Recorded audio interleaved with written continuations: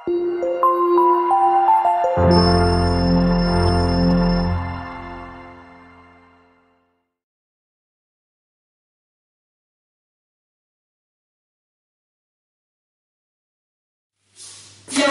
masih di bab pertumbuhan perkembangan pada tumbuhan ya.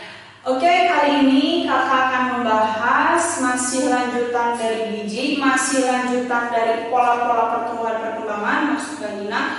Sebelumnya kita sudah membahas mengenai biji, all about seed ya, mulai dari bagaimana perkembangannya sampai tipe perkecambahannya. Nah, sekarang kakak akan lanjutkan setelah dari biji.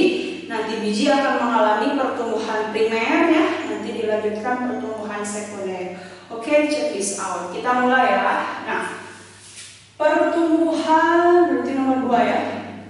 Pertumbuhan primer. Apa sih arti primer itu? Nah, pertumbuhan primer, pertumbuhan pertama. Nah, kalau berbicara mengenai pertumbuhan primer, berarti kita berbicara mengenai proses pertambahan panjang, itu intinya ya. Oke, kita tulis. Jadi pertumbuhan primer itu merupakan atau adanya proses pertambahan panjang, itu kata kuncinya. Gitu ya. Berarti kalau proses pertambahan panjang, tumbuhnya itu bisa tumbuh ke atas dan ke bawah. Nah, ini terjadi karena atas adanya aktivitas.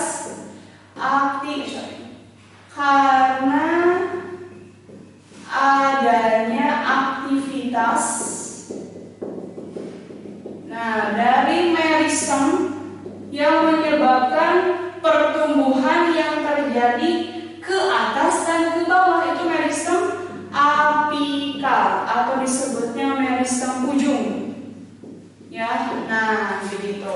Karena kan atas bawah itu ujung, jadi yang berperannya adalah meristem apikal ya. Nah, ini terjadi, contohnya terjadi pada ujung batang gitu ya, kemudian ujung akar.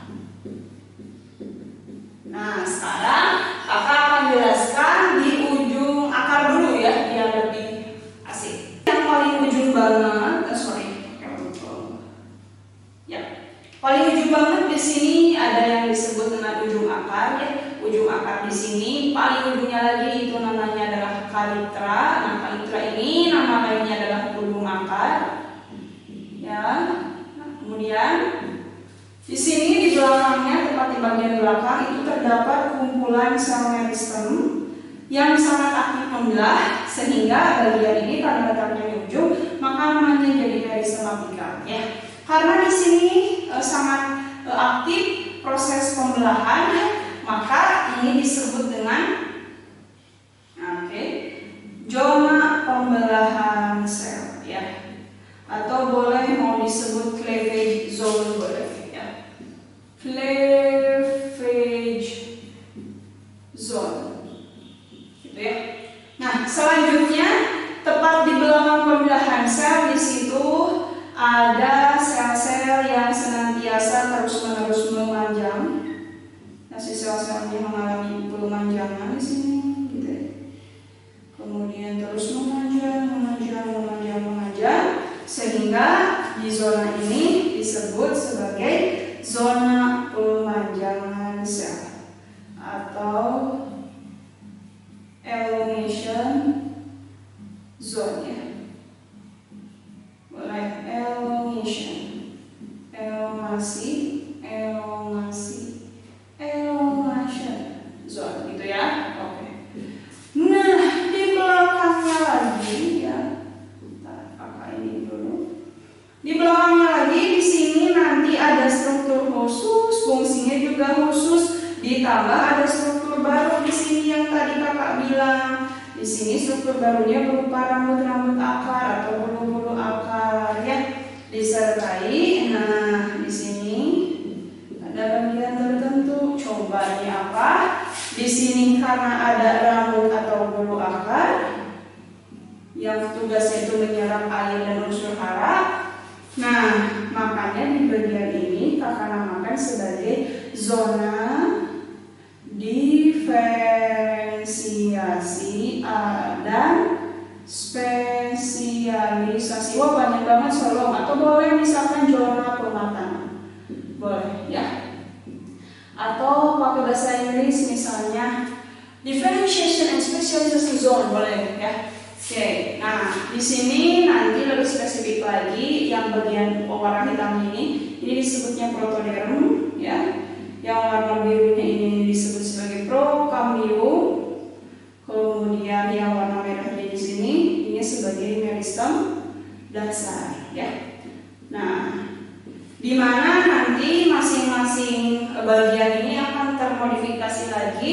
Meristem dasar itu yang nantinya akan menjadi jaringan parenkim ya, khususnya parenkim penyimpan seperti cortex dan ampulor ya. Kemudian untuk prokambium sendiri itu nantinya akan menjadi protoxilem, kemudian protofloem dan kambium vaskuler. Nah, untuk protoderm ini nantinya jadi epidermis. Nah, kurang lebih seperti itu untuk ujung akar. Bagaimana dengan ujung batang? Kita lihat di sini ya.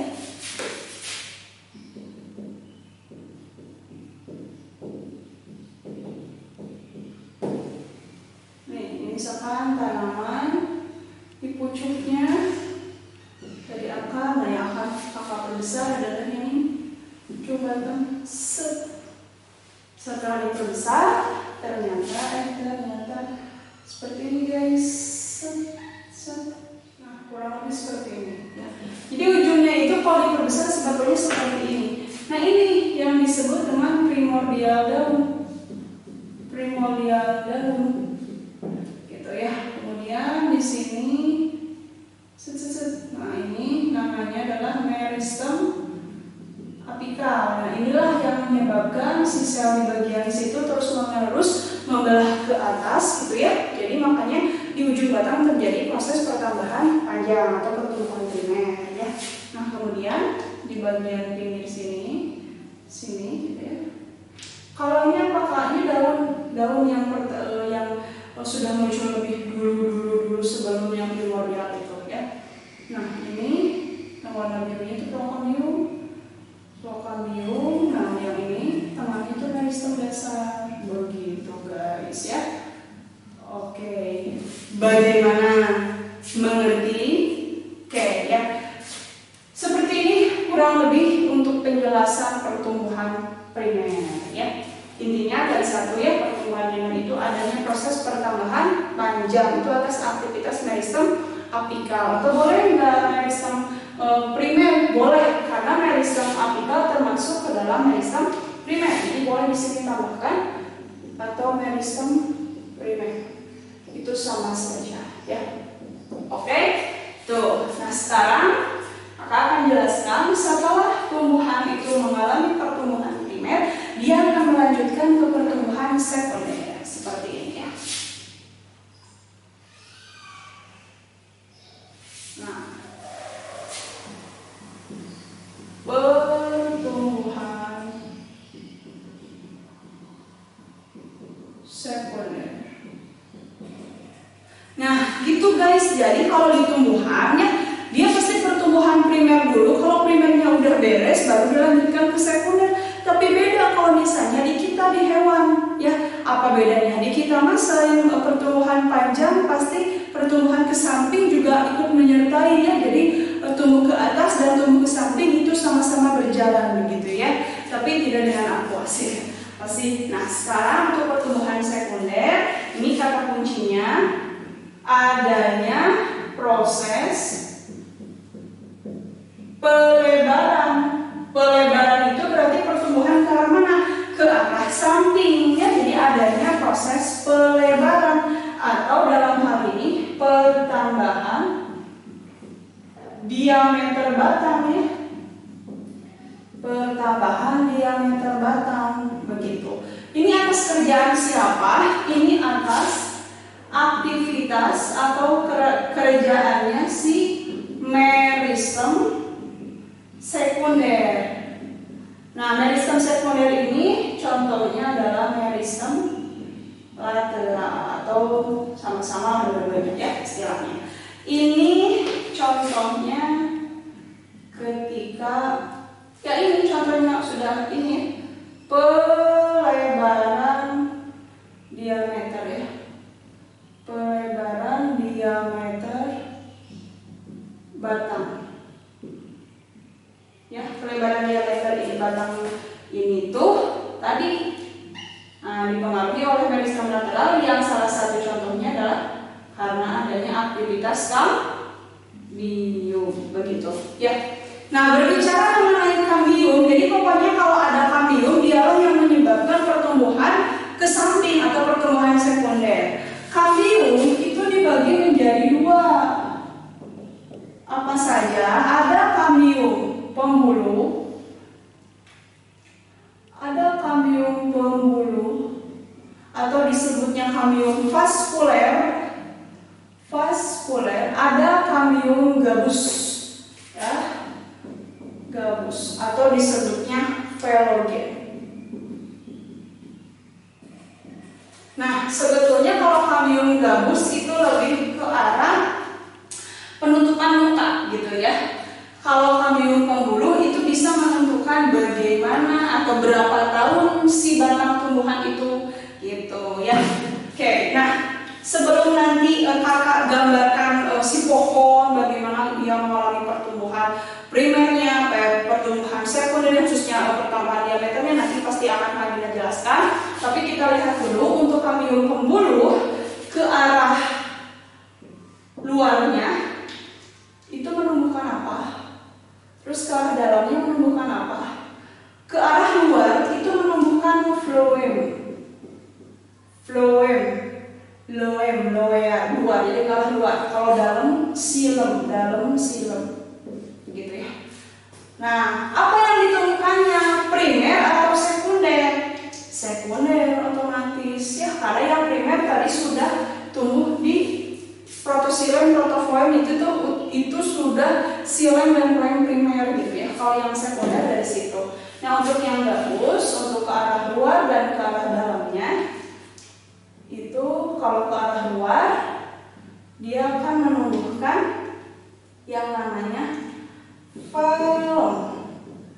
Kalau ke arah dalam phloderm. Tahu nggak cara ingatnya gimana? So easy ya. Coba kita lihat. Luar phloem, keluar nonton film asik. Tapi kalau dalam peloderm. Iya, gitu ya. Oke. Untuk yang pertumbuhan sekunder nanti kita lanjutkan kembali. Oke, kita masih lanjut ya. Sebelumnya kita telah membahas mengenai pertumbuhan perkembangan pada tumbuhan meliputi biji ya, kemudian apalagi pertumbuhan primer, kemudian pertumbuhan sekunder ya. Jadi semua itu termasuk ke dalam pola-pola pertumbuhan perkembangan pada tumbuhan. Nah, hari ini sekarang Kak Gina akan lanjutkan kembali mengenai faktor-faktor yang mempengaruhi pertumbuhan dan perkembangan. Apa saja sih yang menjadi faktornya? Penasaran kan? Oke, kita bahas ya. Oke, jadi di sini judul besarnya faktor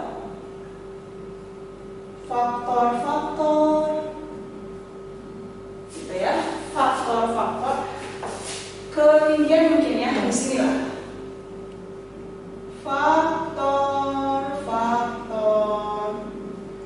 yang mempengaruhi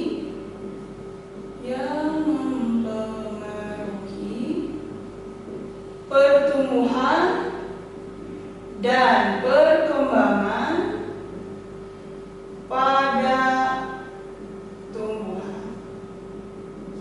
Nah, untuk faktornya Kak Gina bagi menjadi dua. Yang pertama ada yang disebut dengan faktor eksternal. Ya, jadi faktor yang berasal dari luar. Dan yang kedua adalah faktor internal, atau artinya faktor yang berasal dari dalam tumbuhan itu sendiri. Nah, untuk faktor eksternal dibagi menjadi, tapi Kak Gina punya singkatannya yaitu ya, untuk yang eksternal dulu, Nuri cantik, suaranya oke, asik gitu ya. Nu di sini adalah nutrisi, kemudian cahaya, suhu, oksigen, tapi Kak Gina tambahkan oksigen, kemudian pH dan juga medium. Nah, itu tambahannya kok banyak Kak, nggak apa-apa ya. Kemudian K-nya di sini adalah kelembapan ya. Oke, itu. Nah, untuk faktor internal atau faktor dari dalam tumbuhan itu sendiri ini meliputi dua hal. Singkatannya GEHO. Seperti nama gorengan ya, oh bukan itu GEHO. Pasti seperti judul itu, oh bukan itu GEHO. Asik ya. GEHO, G di sini adalah gen, Ho-nya itu hormon. Nah, di kali ini Kak Gina akan bahas satu persatu ya, mulai dari faktor eksternal dulu ya. Faktor eksternal dulu. Faktor eksternal yang pertama yaitu nutrisi. Nah, karena tumbuhan itu merupakan salah satu makhluk hidup, pasti dia perlu nutrisi untuk menunjang dia hidup. Nah, apa sih yang menjadi makanan si tumbuhan ini? Nah, ini Kak Gina akan bagi menjadi dua. Ada yang disebut makronutrien, artinya nutrisi ini dibutuhkan dalam jumlah yang banyak, dan juga mikronutrien. Ada nutrisi yang dibutuhkan dalam jumlah sedikit. Untuk makronutrien yang banyak dibutuhkan oleh tumbuhan ini biasanya berupa CHO, MSP. Nah, ini unsur-unsur ya. Nama apa sih Kak? Nah, ada karbon, hidrogen, oksigen, nitrogen, sulfur, fosfor, kalium, kalsium, natrium, dan magnesium. Itu adalah nutrisi yang banyak dibutuhkan oleh tumbuhan. Nah, untuk yang mikronutrien itu diantaranya ada Fe, ada Cl-min, zinkum, mangan, ya, molybdenum, dan lain-lain ya. Nah, tentunya di sini buat apa sih sebetulnya yang namanya karbon, kalium, magnesium itu dibutuhkan oleh tumbuhan itu buat apa? Nah, terus ketika misalnya mereka kekurangan dari nutrisi itu apa yang terjadi? Kalian bisa cek, bisa lihat di sebelah Kak Gina di sini. Nanti di situ akan ditampilkan tabel ya, di mana nanti di situ ada peranan berbagai macam unsur-unsur ya. Kemudian peranannya apa, kemudian jika kekurangan apa atau defisiensinya apa, begitu ya. Nah, check this out. Oke. Nah, untuk selanjutnya yang kedua langsung saja. Oke, tapi sekarang kalian boleh lihat dulu, perhatikan dulu. Misalkan di situ ada unsur CHO, di mana unsur CHO di sini adalah unsur yang membangun hidrokarbon. Hidrokarbon itu apa Kak? Contohnya kayak karbohidrat, protein ya, kemudian lemak. Nah, itu kan dibangunnya oleh CHO. Nah, pasti yang namanya tumbuhan itu memerlukan semua itu ya. Kemudian apa yang terjadi kalau misalnya kekurangan CH dan O ini yang paling utama terjadi itu pasti pertumbuhannya akan terhambat ya. Nah, perlu di sini ditekankan, biasanya yang sering keluar di soal itu adalah yang kasus klorosis atau klorosis alias kekurangan klorofil. Nah, itu biasanya akibat defisiensi dari magnesium ya, kalau dari makronutriennya. Kemudian kalau dari mikronutriennya itu Cl-min maksud kakak ya, misalkan klorida atau Cl-min, orin ya. Kemudian ada lagi Fe ya, zinkum juga gitu ya. Jadi kalian apakah harus hafal semua ya? Syukur-syukur kalian bisa hafal semua. Tapi kalau belum hafal semua, kalian bisa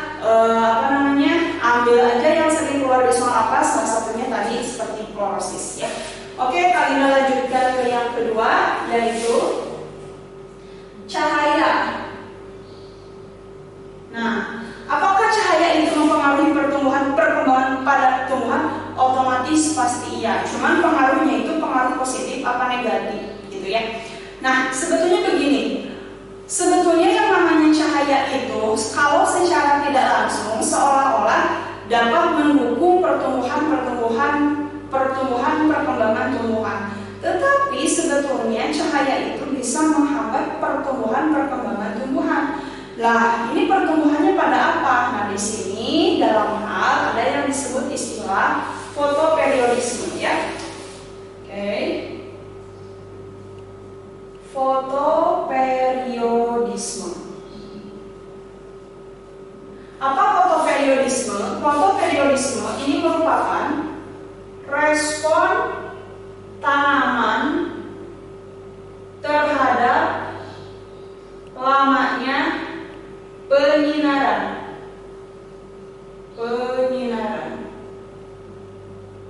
Jadi kali ini akan bahas dulu mengenai dampak positif dari cahaya ketika dia bisa mempengaruhi perkembangan tumbuhan. Salah satunya dari proses fotoperiodisme ini, atau lebih enak dikenal itu pembungaan lah istilahnya begitu ya. Oke. Berdasarkan dari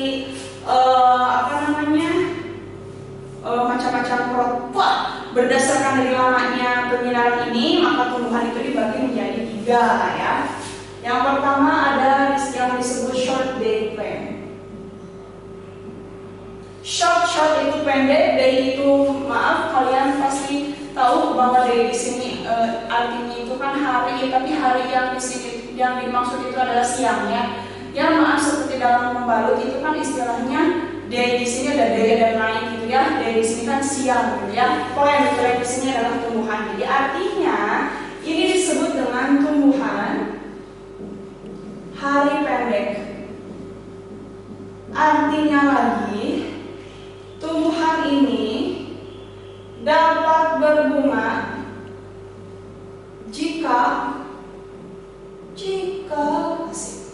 jika mendapat penyinaran atau jika penyinarannya kurang dari 12 jam begitu. Nih, kajian contohin ya. Misal di sini Regina punya 3 buah tanaman ya.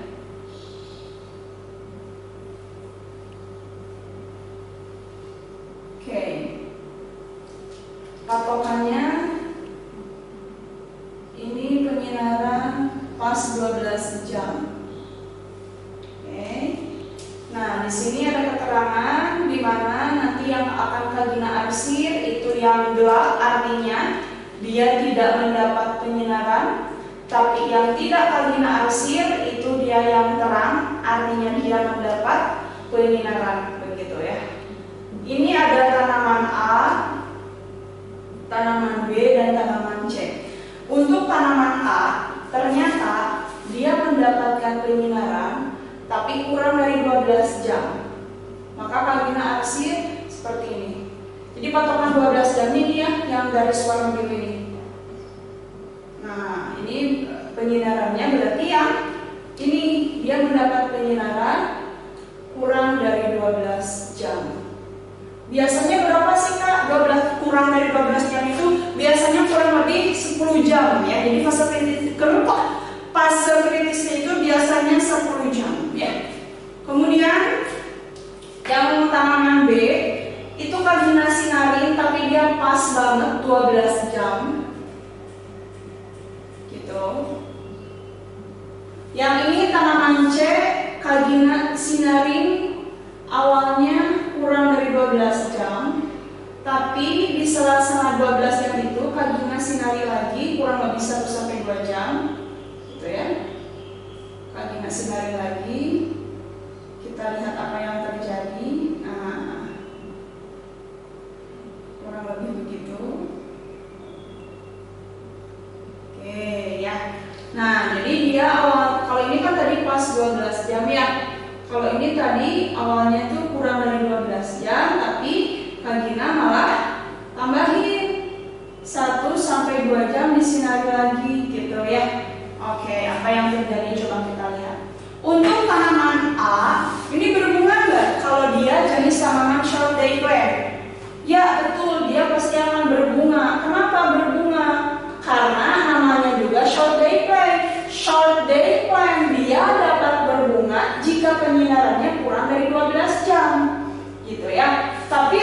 yang B, tanaman B ini karena penyinarannya pas 12 jam, maka dia tidak akan berbunga. Gitu, ya. Kemudian untuk tanaman yang short day lainnya, tapi dia mendapatnya awalnya kurang dari 12 jam, tapi dikasih lagi nih 1-2 jam disinari lagi di sela-sela gitu ya. Berbunga nggak kira-kira? Tidak, ya, dia tidak akan berbunga. Nah, seperti itu. Contohnya apa sih? Di sini ya, tadi tuliskan contohnya ada tanaman aster, kemudian krisan ya, stroberi, kemudian dahlia, itu ya. Itu jadi ya contoh-contoh tanamannya. Nah, sekarang yang kedua. Nah itu ada yang disebut long day plant. Sudah kebaca di sini long day. Oh, berarti siangnya lebih lama. Artinya dia akan berbunga jika mendapat penyinaran, jika penyinarannya lebih dari 12 jam. Gitu ya. Coba Kamina gambarkan lagi seperti itu ya. Di sini ada 3 buah tanaman ya. Ada 3 buah tanaman. Tanaman A, tanaman B, tanaman C. Gitu. Sama di sini. Ini yang di tengah-tengah itu 12 jam. Kita pantau. Coba kalau yang ini dia ternyata sama Kak Gina disinarinya kurang dari 12 jam. Apakah dia dapat berbunga untuk tanaman A? Kalau yang ini pas 12 jam. Apakah dia berbunga? Dan yang ini awalnya kurang dari 12 jam, tapi Kak Gina kasih sinar lagi di sela-selanya 1-2 jam. Coba kita lihat. Yang ini tadi kurang dari 12 jam. Yang ini pas 12 jam. Ini kurang, tapi disinari lagi 1-2 jam.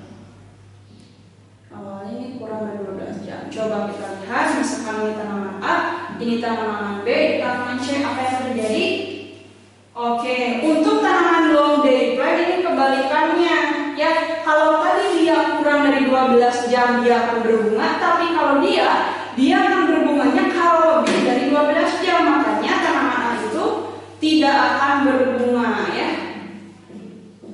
Tidak berbunga. Untuk tanaman B juga tidak berbunga ya. Kemudian untuk tanaman yang C dia akan berbunga. Kenapa berbunga? Karena walaupun tadi kurang dari 12 jam, tapi di sela-selanya diberikan lagi 1-2 jam, dia akan menganggapnya lebih dari 12 jam. Maka dia akan berbunga. Contohnya tumbuhan apa sih Kak? Di sini contohnya biasanya pada sayur-sayuran ya. Kol, bayam ya, kangkung, gandum gitu ya. Kurang lebih seperti itu. Ya, itu yang kedua. Nah, sekarang yang ketiga. Yang ketiga di sini ada yang disebut medium day plant. Medium day plant berarti sudah jelas ya. Medium itu tengah-tengah, berarti dia akan berbunga jika mendapat penyinaran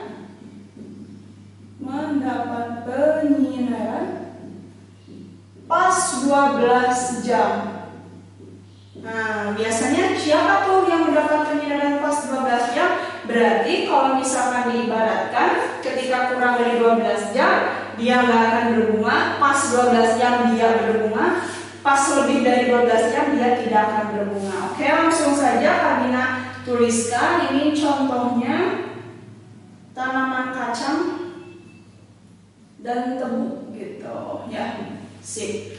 Nah, sebetulnya memang ada 3, tapi kalaupun misalnya pengen ada dong satu lagi, mungkin saja ada tumbuhan yang istilahnya tidak terpengaruh mau dia mendapat penyinaran kurang dari 12 jam atau pas 12 jam atau misalnya lebih dari 12 jam. Nah itu artinya dia terserah gue pengen berbunga kapan. Nah itu ada sebetulnya. Nah ini namanya adalah neutral daylight, artinya tidak dipengaruhi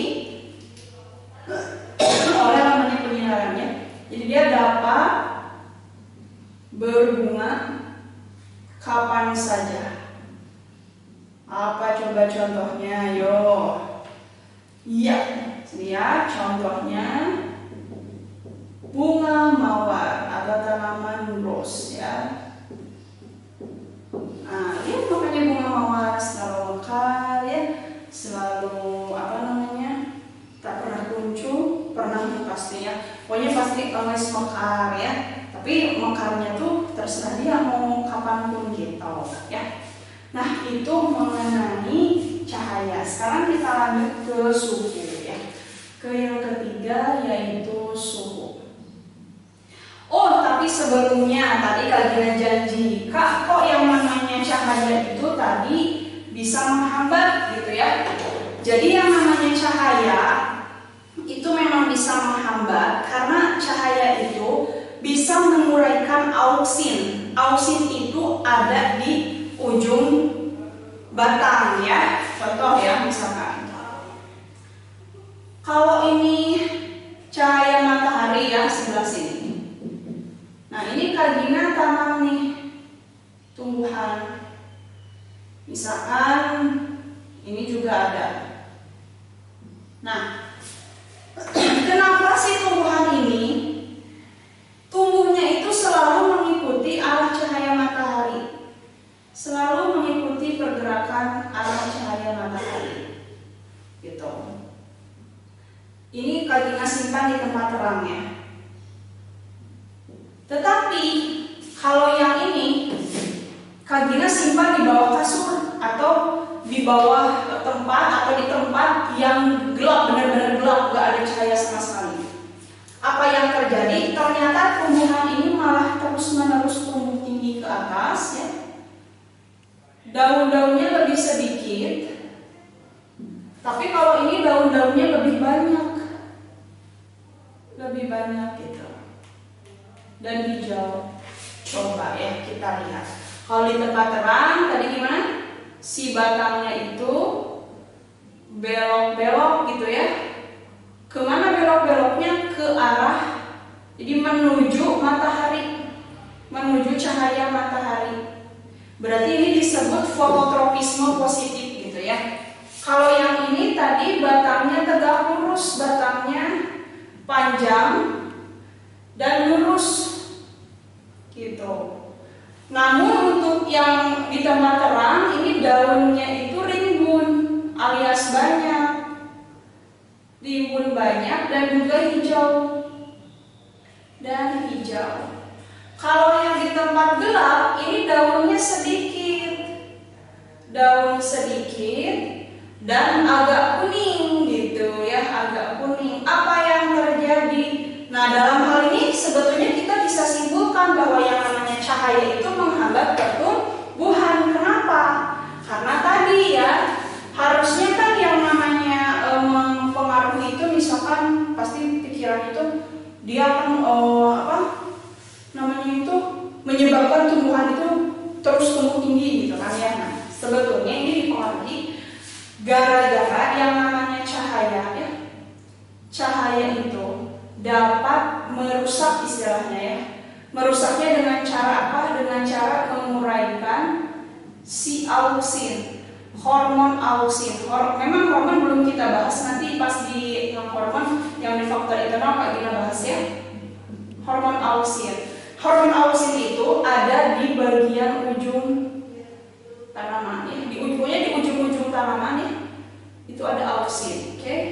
Nah, jadi kemudian begini ya, kurang lebih. Jadi ketika si auksin kena ke bagian ujung, misalkan ke bagian ujung, maka auksin yang ada di ujung itu dia akan terurai terurainya misalkan ke sebelah sini, nah ke sebelah ini gitu ya. Tetapi auksin yang ada di sisi sebelah sini itu tidak terurai, makanya dia akan mendesak tumbuh terus gitu, sehingga pertumbuhannya itu menuju ke matahari terus seperti itu ya.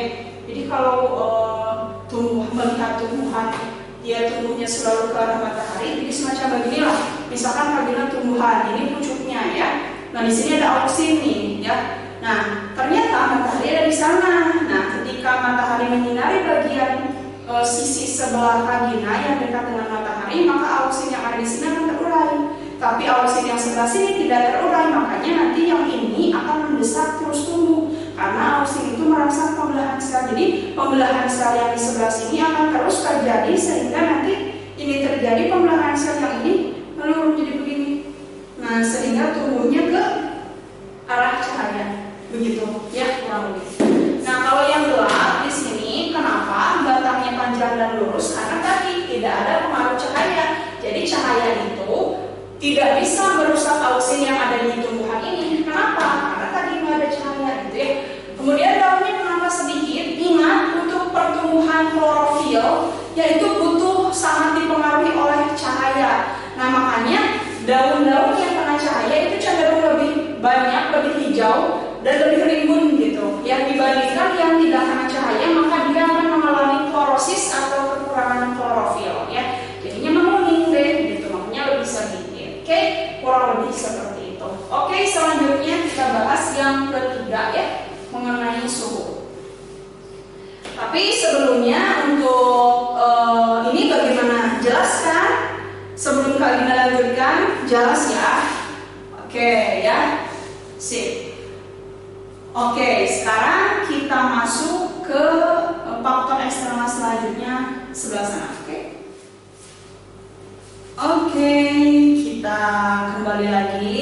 Kita lanjutkan masih di faktor eksternal. Sekarang akan Kak Gina bahas mengenai suhu dan lain-lainnya ya.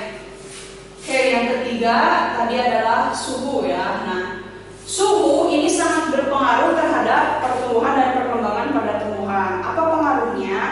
Jadi kalau suhu pun di sini memang nanti ngaruhnya sama-sama ke kelembapan juga ya. Contoh misalnya kalau suhunya lagi tinggi, apakah kelembapannya ini sekalian aja dengan kelembapan ya.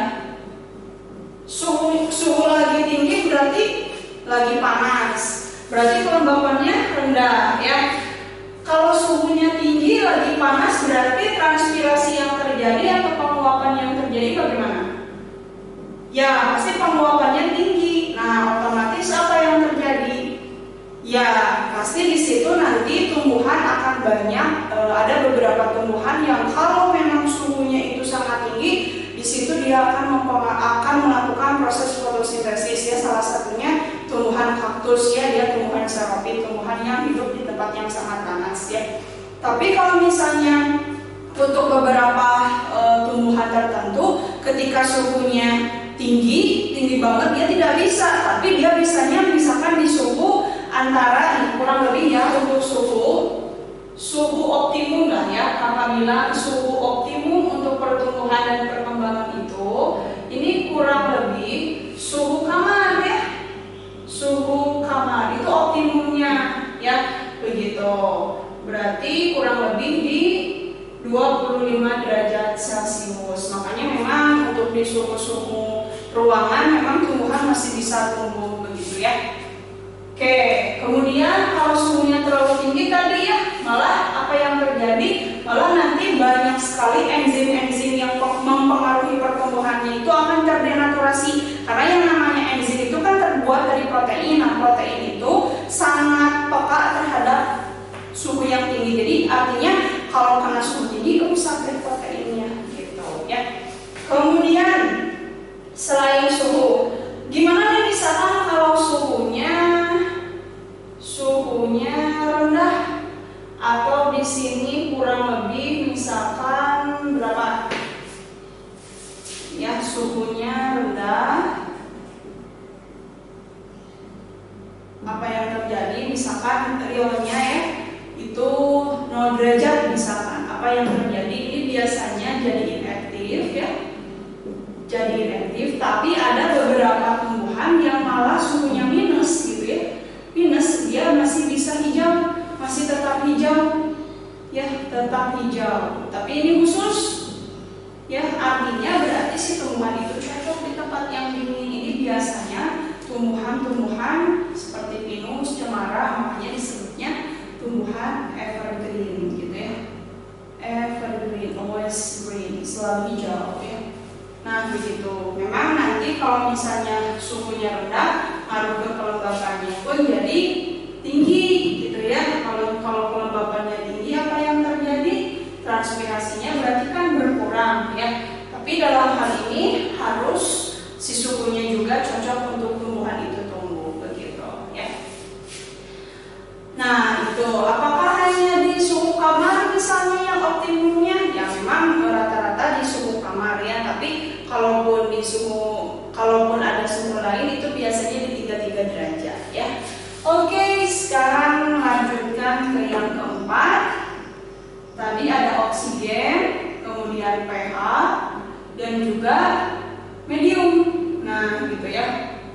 Nah, untuk berbicara mengenai oksigen, ternyata tugasnya oksigen ini mempengaruhi terhadap reaksi kimia. Jadi, kalau si tanah banyak mengandung oksigen, kan ini hubungannya dengan medium juga ya. Jadi kalau si tanah itu banyak mengandung oksigen, ini menjadikan suatu reaksi kimia ya, reaksi kimianya menjadi lebih reaktif.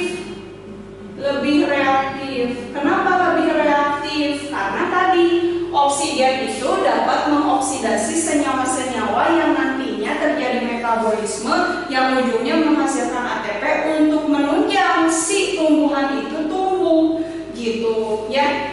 Kemudian pH. Nah, berbicara mengenai pH. Untuk pH biasanya ini tergantung dari enzimnya ya, tergantung dari enzim pertumbuhannya ya. Ya, contohnya di tubuh kita ada enzim yang optimumnya itu di pH yang asam, berarti seperti apa ya? Seperti pepsin misalkan, berarti dia optimumnya di pH asam. Ada yang optimumnya di pH basah, seperti tripsin ya, berarti dia berarti harus basah begitu, atau optimumnya di basah gitu ya. Begitupun tumbuhannya tergantung dari enzim pertumbuhannya, tapi kurang lebih atau rata-rata ya, rata-rata itu pH di pH netral itu optimum rata-rata ya ini untuk tumbuhan begitu ya. Selanjutnya medium. Nah, medium juga memang sangat berpengaruh terhadap pertumbuhan perkembangan. Salah satunya medium tanah gitu ya. Medium tanah biasanya tanah yang bagaimana sih? Tanah yang baik banget untuk pertumbuhan, biasanya tanah yang banyak mengandung oksigen gitu ya. Jadi pasti larinya ke oksigen lagi. Cirinya bagaimana tanah yang banyak mengandung oksigen ya? Berarti kan aerasinya atau udara masuk udaranya harus bagus ya. Aerasinya bagus, kemudian pori-porinya juga nggak terlalu rapat, nggak terlalu renggang ya, kerapatannya bagus. Ya kita ini kan kita contohkan saja misalkan tanah yang gembur ya. Kenapa Bu atau Pak, kenapa kalau di tanah liat nggak bisa ya? Kita lihat namanya tanah liat itu sok liat, artinya ya berarti kerapatannya itu rapatnya banget bingit, sehingga kan oksigen pun di situ sangat kurang gitu ya, sehingga tidak bisa mendukung reaksi kimia yang ada di dalamnya gitu ya. Seperti itu. Oke? Ada gimana sebelum Kak Gina lanjutkan? Paham ya? Oke.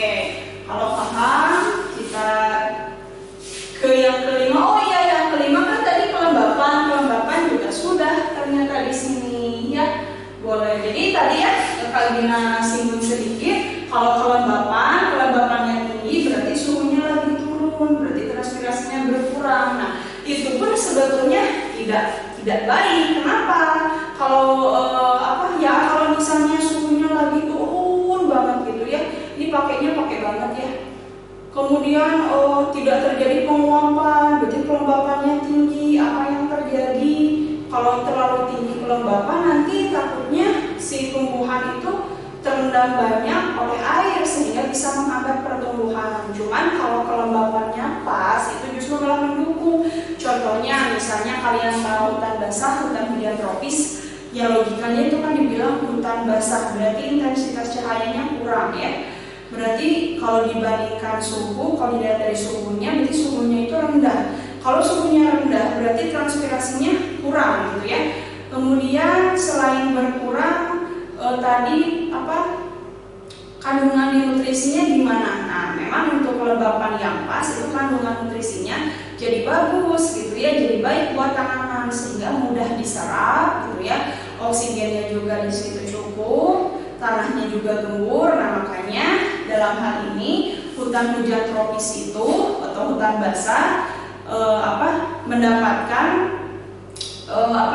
penyinaran, kemudian suhunya juga mendukung ya, tidak terlalu panas banget enggak, kemudian suhunya juga dingin banget enggak, sehingga si kelembapannya pun pas, jadi sangat berpengaruh terhadap pertumbuhan seperti itu ya. Gimana, jelas ya? Oke, jelas. Oke. Nah, selanjutnya Kak Gina akan jelaskan mengenai faktor-faktor internalnya ya. Faktor internal. Faktor internalnya terdiri dari dua. Tadi apa? Gen dan juga hormon. Nah, untuk gen ini sebetulnya nanti akan kita bahas di bab 3 kelas 3 semester 1 mengenai substansi genetik, itu spesial ya. Nah, sekarang kita bahas mengenai hormon ya. Nah, hormon pertumbuhan ini dinamakan sebagai fitohormon. Fitohormon. Oh, berarti fito itu tumbuhan, hormon yang hormon ya. Fitohormon. Ada berapa macam sih fitohormon ini? Fitohormon ini terdiri dari, Kak Gina punya singkatannya. Singkatannya mau yang lucu asik ya. Gini aja. Agi,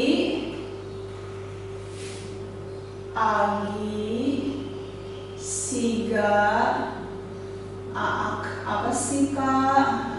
Agi itu kita ibaratkan nama orang. Siga, kalau Siga itu seperti, kalau orang Sunda itu seperti itu artinya Siga gitu ya. Kemudian Aak itu nama orang lah. Jadi Agi, Siga, Aak. Apa sih gitu ya? Oke, kita lihat. A di sini. A, auksin. Kemudian giberelin. Sitokinin. Ga, gas etilen. A di sini asam absisat. A yang satu lagi asam traumalin. K ini itu apa? Kalin. Oke, gitu ya. Ini kurang lebih seperti itu. Oke, sekarang Kak Gina akan bahas satu persatu ya. Oke, masih di bab yang sama ya, kita lanjutkan.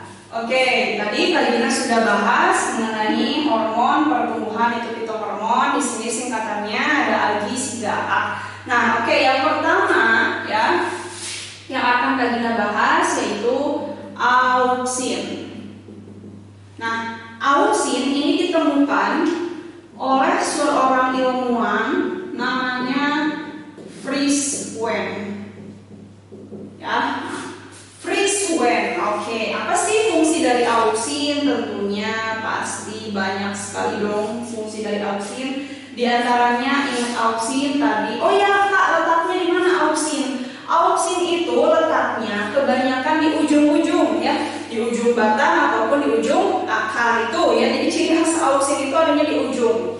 Kalau fungsi Fungsinya apa saja? Pertama, dia bisa merangsang pembelahan sel. Ingat auksin, pasti ingat pembelahan sel. Selain pembelahan sel, dia juga bisa merangsang pemanjangan sel. Cuman tadi kalau ditanya pembelahan dan pemanjangan selnya ke arah mana? Bisa ke atas, bisa ke bawah. Selain itu, dengan adanya auksin bisa merangsang pembentukan buah partenokarpi. Apa itu buah partenokarpi? Ini adalah buah tanpa biji. Sering ditemukan di pisang ya. Ada pisang yang tanpa biji. Nah, itu juga sebetulnya bisa disuntikan auksin pada putiknya saat sebelum dibuahi misalnya ya, atau pada semangka misalnya. Si semangka tinggal suntikin aja ya, nanti si bijinya akan ditahan atau akan dihambat pertumbuhannya oleh si auksin. Kemudian bisa merangsang kambium untuk menumbuhkan xilem dan floem ya. Untuk menumbuhkan xilem dan floem. Itu ya, jadi intinya untuk auksin ini ingatnya pembelahan sel buah partenokarpi, tapi ingat pembelahan selnya ke atas atau ke bawah begitu ya. Oke, selanjutnya yaitu giberellin ya. Yang kedua ini adalah giberellin. Kalau Kalbina biasanya suka diplesetin giberellin gede. Nah, jadi itu biasanya sesuatu yang bisa menjadi gede. Nah, apa sih gitu ya? Oke, penemunya dulu siapa? Penemunya ini orang berkebangsaan Jepang ya. Dia adalah Eiichi Kurosawa. Si Eiichi Kurosawa ini menemukan hormon giberellin ini di suatu jamur, namanya itu Gibberella fujikuroyase gitu ya. Nah, ini jadi disitulah giberellin mulai ditemukan oleh ilmuwan ini ya. Oke, apa saja yang menjadi fungsinya untuk giberellin ini? Coba kita lihat di sini. Fungsi dari giberellin. Pertama nih ya, dia bisa merangsang pembelahan sel juga, pembelahan sel ya. Kemudian dia juga bisa merangsang pemanjangan sel. Nah, kalau begitu Kak, di sini pembelahan pemanjangan, di sini juga pembelahan pemanjangan. Ya sama, cuman tadi kalau auksin pembelahan pemanjangannya ke arah mana? Iya, ke arah atas ya, atau ke bawah, ke ujung ya, atau di ujung bisa ujung akar maupun ujung batang gitu. Oke. Nah, kemudian kalau ini biasanya ke seluruh bagian tumbuhan gitu. Nah, selain itu dari giberellin itu juga dia bisa merangsang tumbuhan kerbil menjadi raksasa atau bukan raksasa, jadi normal lah gitu ya. Maksudnya raksasa di sini normal. Jadi awalnya tumbuhan itu pertumbuhannya bisa terhambat, tapi setelah disuntikan giberellin jadi normal kembali begitu ya. Kemudian bisa merangsang buah, tapi buahnya jadi besar gitu ya. Jadi kalian tahu buah partenokarpi itu kan buah tanpa biji. Yang menekan pertumbuhan bijinya itu si auksin, tapi yang menyebabkan buah-buah partenokarpi menjadi besar itu si giberellin. Jadi memang mereka itu saling membantu kerjasama ya, seperti itu. Kemudian di sini juga dia bisa merangsang perkecambahan. Nah, oh iya, tadi sebelum Kalbina lupa, tadi kan si auksin itu pertumbuhannya di ujung akar, di ujung batang. Pernah nggak kalian melihat tanaman yang terus saja tumbuhnya ke atas aja sampai dia itu tinggi banget? Nah, itu disebutnya dominansi apikal. Ini juga boleh kalian tulis bahwa auksin bisa merangsang dominansi apikal. Boleh ya? Di sini boleh kalian tulisnya. Nah, di sini ya. Merangsang dominasi apikal. Boleh gitu ya. Oke. Kalian pindahin ke sini ya. Untuk yang giberellin tadi. Oke. Penemunya tadi siapa?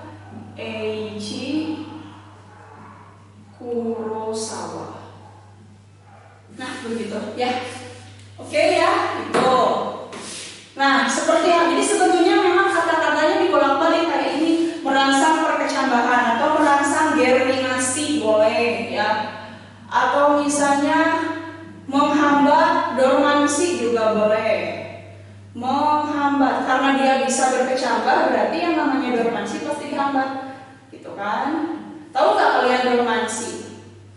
Dormansi itu fase tidur pada biji ya. Menghambat, oke, menghambat dormansi, nah gitu ya, dan lain-lain. Oke, yang ketiga adalah sitokinin. Sitokinin. Nah, si sitokinin ini namanya aja udah sito dan kinin. Kinin itu pembelahan, sito itu sel. Jadi sudah jelas ini pembelahan sel juga. Oke, penemunya siapa? Penemunya itu Johannes T. Adicot, Frederick T. Adicot, pokoknya gitulah, Frederick T. Adicot ya. Oke. Nah, ini fungsinya ya untuk sitokinin sama, bisa merangsang pembelahan sel, merangsang pembelahan sel.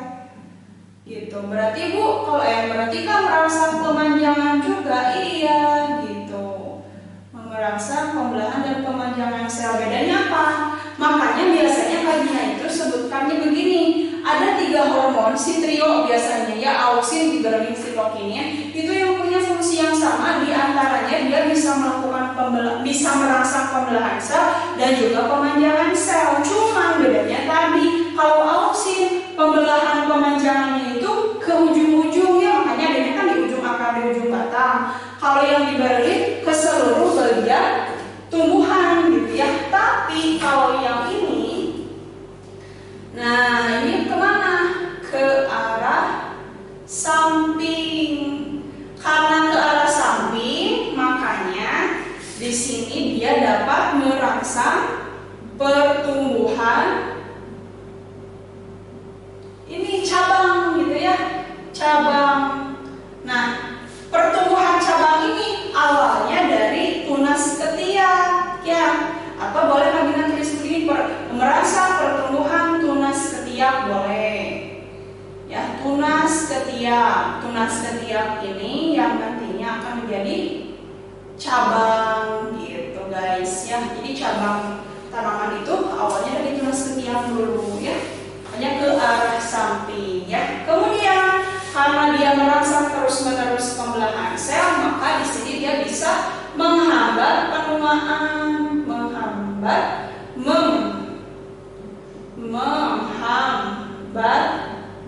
penuaan pada tumbuhan. Coba sekarang Kak Gina tanya, apakah selain tumbuhan ada nggak yang punya anti-aging sendiri dari tubuh kita? Nggak ada. Kalau udah waktunya tua ya tua, tapi lihat tumbuhan nggak ada istilahnya. Walaupun si tumbuhan itu udah tua gitu ya, tapi kan nggak kelihatan tua karena memang tumbuhan itu dihambat ya, penuaan selnya terus dihambat dengan cara sisa tumbuhannya itu terus menerus membelah. Makanya biasanya Kak Gina bilang untuk sitokinin ini sebagai anti-aging tumbuhan. Oh my god, kalau kita kan mungkin anti-agingnya itu oh my god itu banyak sekali, seperti maaf iklan lagi ya, beberapa banyak lah itu ya, krim-krim wajah kayak gitu ya. Ups, oke ya. Nah, menghambat penuaan pada tumbuhan dan lain-lain. Oke, kita lanjut ke yang keempat, yaitu gas etilen. Ya, gas etilen ini yang menemukannya gene ya. Gene, gas gene. Nah, ini fungsinya apa sih? Fungsinya itu yang paling terkenal dari gas etilen bisa merangsang pematangan buah ya. Merangsang pematangan buah.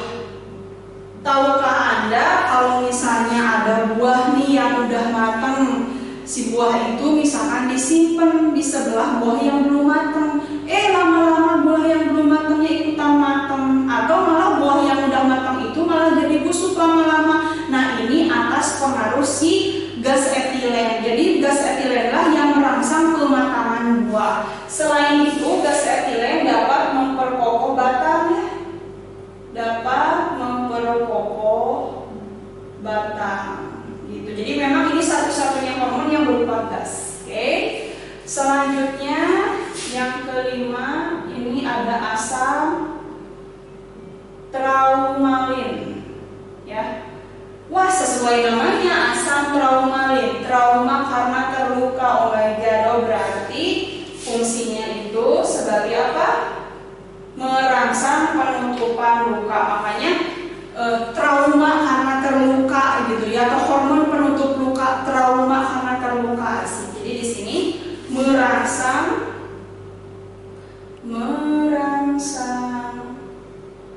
penutupan luka. Luka apa? Misalnya kalian tahu karet. Karet itu kan sering dilukain di bagian batangnya biar getahnya keluar. Nah, kalau misalnya itu si bagian luka tidak ditutup, ya apa yang terjadi? Nanti bisa-bisa tumbuhan itu jadi kering. Nah, makanya biar si lukanya tertutup, itu nanti hormon traumalin ini, si asam traumalin ini akan merangsang penutupan luka-luka bekas pengeluaran getahnya itu. Begitu ya. Itu asam traumalin. Nah, kita lanjut lagi. Oke. Sebelumnya kita ini ya, kita hapus dulu deh. Oke. Tapi jangan dihapus ya, ternyata di bawah ini masih bisa. Oke, kalian tulis di sini. Bisa. Kita jongkok ya. Yang keenam, ini asam absisat. Nah, asam absisat sesuai namanya sisat ya. Sisat, sesat. Oh my god, biasanya yang sesat-sesat itu yang menghambat gitu ya. Oke. Contohnya, kalau tadi yang merangsang pembelahan sel itu kan banyak ya, bisa auksin, bisa sitokinin dan gibberellin. Tapi ternyata ada yang bisa menghambat juga. Nah, dia adalah asam absisat ya. Di fungsinya bisa menghambat pembelahan sel. Apa akibatnya kalau pembelahan sel dihambat? Itu yang akan terjadi adalah pengguguran daun. Jadi di sini Kak Gina tulis bisa merangsang pengguguran daun. Ini salah satu contohnya ya. Kemudian juga bisa merangsang penutupan stomata ya, gitu. Kemudian juga bisa merangsang dormansi. Kalau tadi yang menghambat dormansi kan si gibberellin ya, kalau yang ini merangsang dormansi. Begitu. Oke. Kak Gina lanjut. Oke, Kak Gina lanjutkan satu lagi hormon yaitu kalin ya. Yang ke berapa tuh? Yang ke-7. Ada yang disebut kalin. Nah, kalin ini sebetulnya fungsinya itu dapat merangsang pembentukan organ pada tumbuhan. Merangsang pembentukan organ tumbuhan. Nah, kalau berbicara organ pada tumbuhan ini terdiri dari berapa? Nah, di sini ada lagi yang termasuk kalin, diantaranya adalah oh my god. Oke ya, yang termasuk kalin diantaranya ya ada singkatannya vakan. Asik ya. Apa itu vakan? Nah, V, A, K, A dan R terdiri dari F, bukan V, F maksudnya ya. Ada filokalin. A di sini adalah antokalin. Ka-nya itu adalah kaulokalin. dan R-nya di situ adalah rizokalin. Oke, jadi gampang sekali. Feel itu dari kata, ingatnya klorofil. Klorofil itu kan jauh daun. Oh daun, oh feel itu daun. Oke, jadi ini merangsang pembentukan daun ya. Untuk pembentukan daun. Gitu ya, biar lebih enak ngapalinnya ya. Anto, ingat Anton. Anton itu ganteng itu biasanya lawannya cantik. Yang cantik itu kan bunga. Oh my god, berarti antokalin itu bisa merangsang pembentukan bunga. Ya, atau boleh di sini ada nama lain si Anto, ini si antokalin. Nama lainnya adalah florigen. Flower. Berarti flower itu bunga, boleh. Jadi cara mengingati bebas mau seperti apa ya? Ini merangsang pembentukan bunga.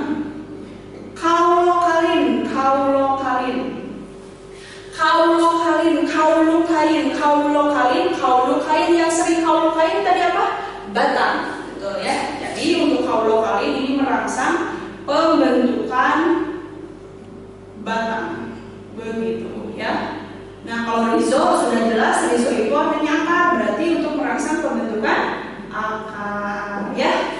Bagaimana sejauh ini sudah jelas ya apa yang Kak Gina sampaikan ya tentang hormon pada tumbuhan ya atau fitohormon, kemudian tadi ada faktor eksternalnya, sudah jelas ya? Oke, kalau sudah jelas silakan kalian catat. Tunggu nanti di subbab selanjutnya mengenai mengenai pertumbuhan